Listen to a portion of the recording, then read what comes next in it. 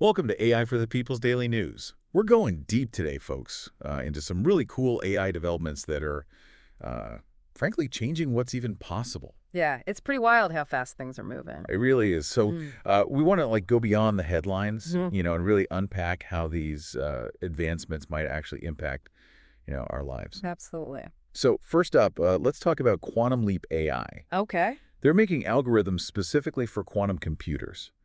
And I got to say, I don't totally get quantum computers. Right. Can you explain why they're such a big deal for AI? Like, how are they different from our normal computers? Sure. So regular computers use bits, which are either 0 or 1, but quantum computers use these things called qubits. Okay. And qubits can be both 0 and 1 at the same time. It's called superposition. Oh, Yeah, so they can basically do calculations on tons of possibilities at the same time, which makes them like way faster for certain so problems. like they can explore all the paths in a maze at once instead of one at a time. Exactly. And QuantumLeap AI is actually testing their algorithms on real quantum hardware. Wow. So this isn't just like theoretical anymore. Nope, they're partnering with a big quantum computing company to see how these algorithms perform in the real world. That's huge. I mean, what kind of impact could this have, on like real world stuff? Well, think about fields like medicine or materials science. Okay. We could design totally new materials that have properties we've never seen before, or develop super personalized medicine based on someone's genes. That's mind blowing. Like, seriously. It really is. Okay, next up is DeepMind.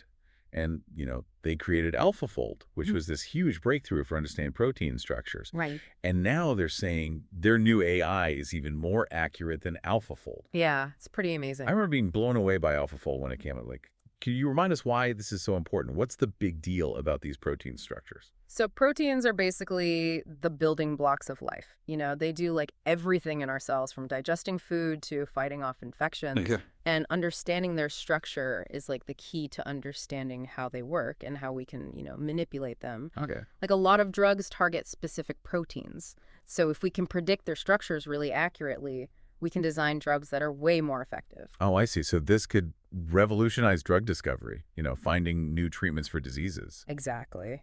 And personalized medicine, too. Imagine using AI to develop cancer treatments that are tailored to your specific protein makeup. Wow, that's incredible. Yeah, it's pretty exciting. Okay, shifting gears a bit.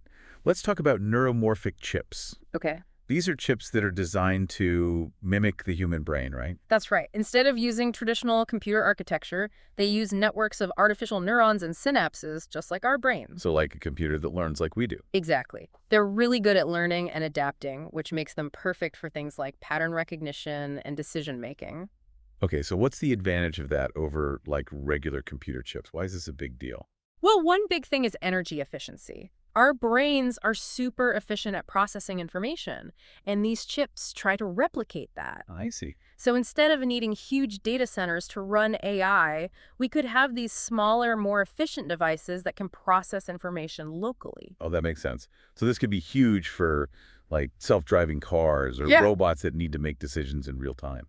Absolutely. Neuromorphic chips could let robots learn from their environment and adapt to new situations. Wow, so they could become way more versatile and capable. Exactly. And that opens up a whole world of possibilities. It really did, like it feels like this tech could revolutionize so many industries, not just AI. Yeah, it's pretty incredible. What are you most excited about when it comes to neuromorphic computing, like personally? Well, one area I'm really fascinated by is brain-computer interfaces.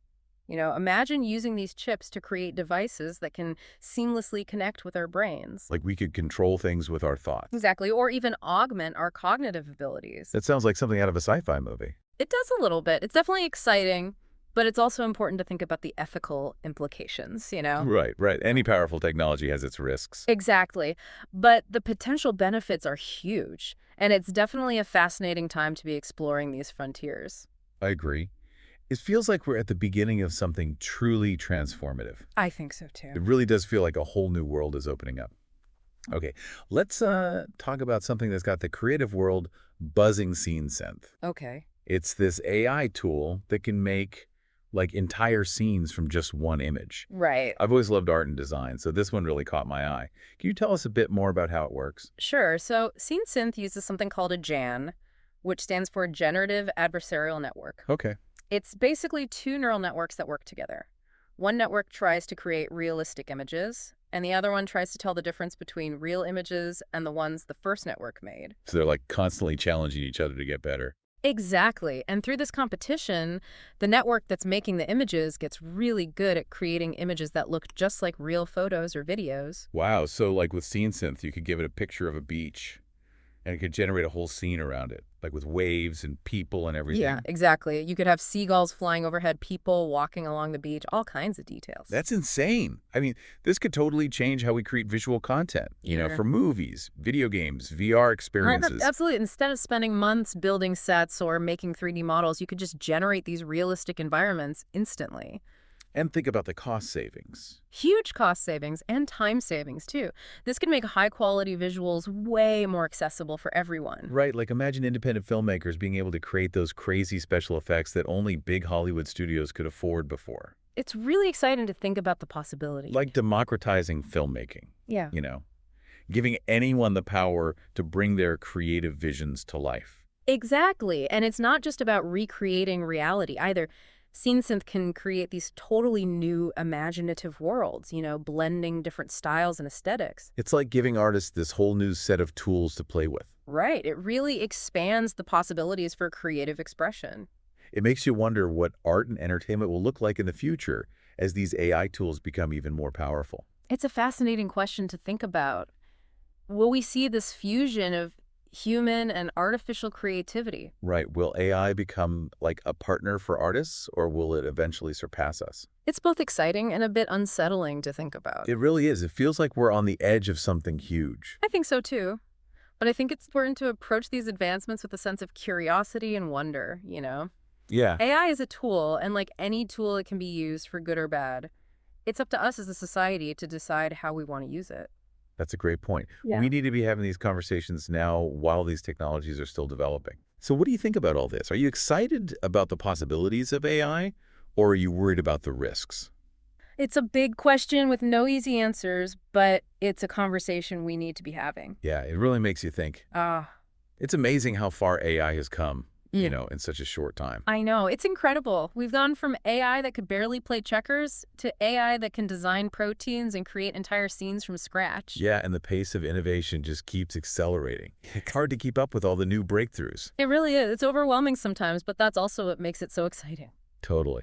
One thing I'm really excited about is how AI could help us solve some of the world's biggest problems. Oh, absolutely. Like you were saying earlier about quantum-enhanced AI and its potential impact on climate change. Right. If we can harness quantum computing for AI, we could maybe develop new technologies to fight climate change. Yeah, like more efficient solar panels or ways to capture carbon from the atmosphere. Exactly. The possibilities are pretty much endless. And in healthcare, too, think about all the potential for AI-powered diagnostics, drug discovery, even robotic surgery. Imagine if AI could help doctors diagnose diseases way earlier, or develop new treatments faster. Or even perform surgeries with more precision and fewer complications. Exactly. It could revolutionize healthcare as we know it.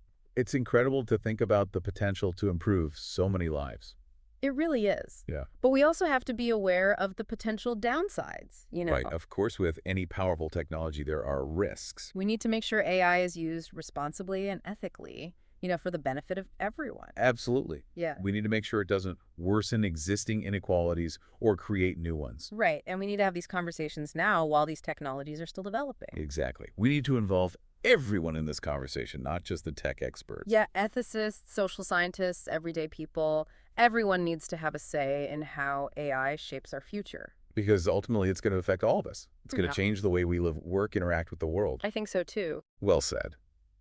So as we wrap up this deep dive into AI's tech frontier, I want to thank you for joining us on this journey. It's been amazing. It has been a lot of fun. And to all our listeners out there, we encourage you to keep exploring the world of AI. There's so much to learn and discover. And it's constantly evolving. If you want to stay up to date on all the latest AI news and insights, be sure to follow at AI for the People. We're always sharing new content and discussing the future of AI. So until next time, keep learning, keep questioning, and keep pushing the boundaries of what's possible with AI. Absolutely. It's an exciting time to be alive.